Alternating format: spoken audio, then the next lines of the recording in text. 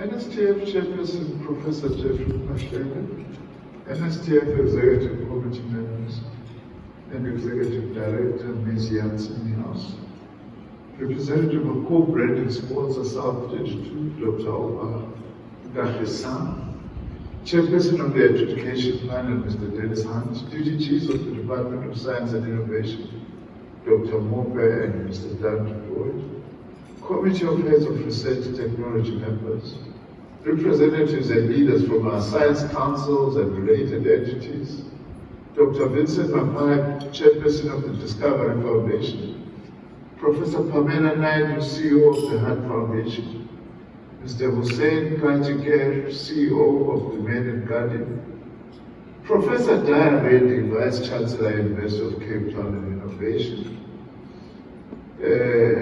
distinguished guests, ladies and gentlemen, it is my honor and privilege to address you on this important occasion that celebrates some of the most outstanding contributions to the advancement of scientific excellence in our country by individuals and organizations.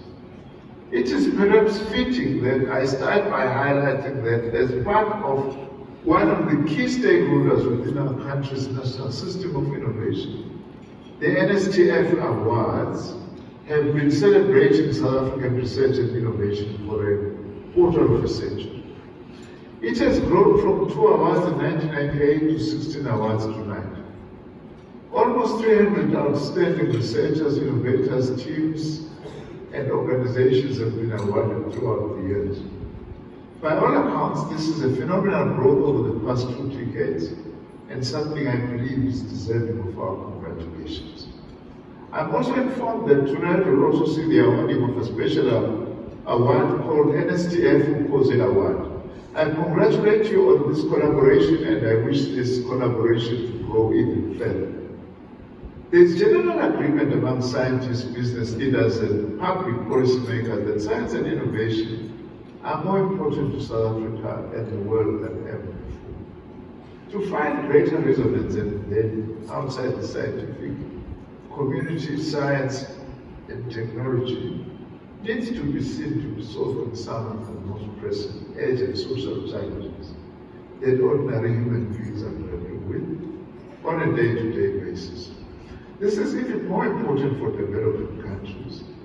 The NSTF Awards are important in a number of respects.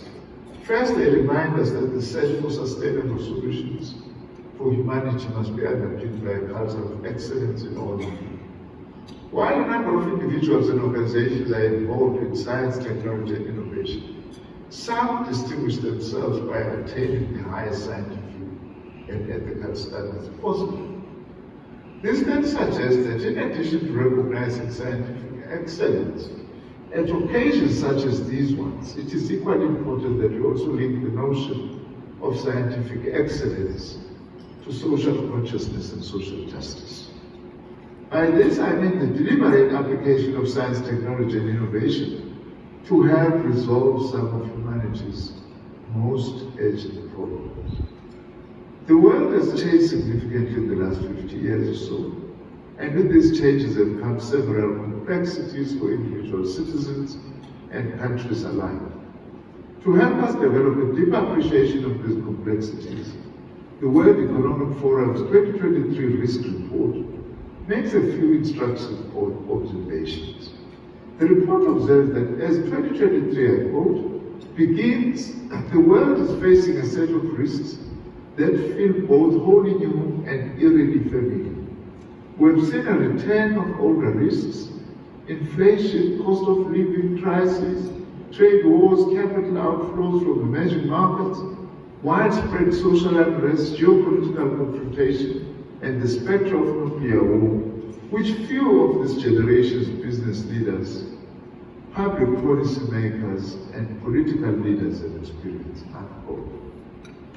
The report further observes that these are being amplified by comparatively new developments in the global risks landscape, including unsustainable levels of debt, a new era of low growth, low global investment, and deglobalization, and declining human development after decades of progress, rapid and unconstrained development of dual-use technologies, and the growing pressure of climate change impacts and ambitions in an ever-shrinking window for transition to a 1.5 degrees warmer world.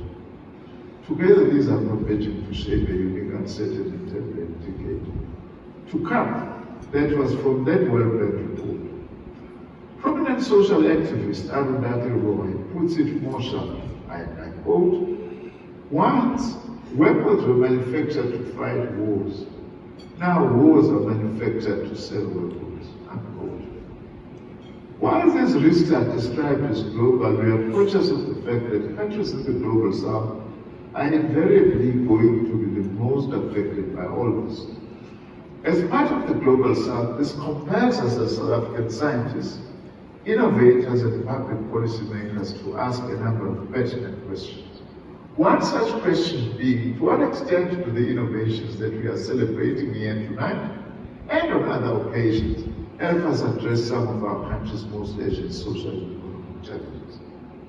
The advent of the fourth industrial revolution has not just brought with it profound changes for the world of work, but it has transformed our very way of life. We are now seeing how entire industry are rapidly transforming, and even social relationships and human interaction. A number of occupations are becoming obsolete and new ones are being born. In areas such as artificial intelligence, cloud computing, robotics, 3D printing, and advanced wireless technologies. We are also seeing how all this is fundamentally changing the skills requirements for various jobs. The World Bank again has estimated that 65% of children entering primary school today will ultimately end up working in completely new jobs that don't exist yet. It is also anticipated that a wide range of occupations will require a higher degree of cognitive abilities such as creativity, logical reasoning, and problem solving as part of their core skills. This is the reality of the world we live in today, and we must ensure that we prepare our young people to not just be able to participate in a world that is defined by such developments as the fourth industrial revolution, but also to ensure that the young people of our country themselves are able to make their own contribution to new technologies. We must do all what I have outlined above with a view to craft a fundamentally different future for our people, wherein science, technology, and innovation will play an intrinsically leading role in helping find sustainable solutions for such challenges as poverty, inequality, crime, gender-based violence, access to healthcare and education, economic growth, and development. In conclusion, for decades, the NSTF has served as a platform for key stakeholders within our national system of innovation to come together and develop common approaches to the challenges of our time. Today, we continue to celebrate this NSTF in its role.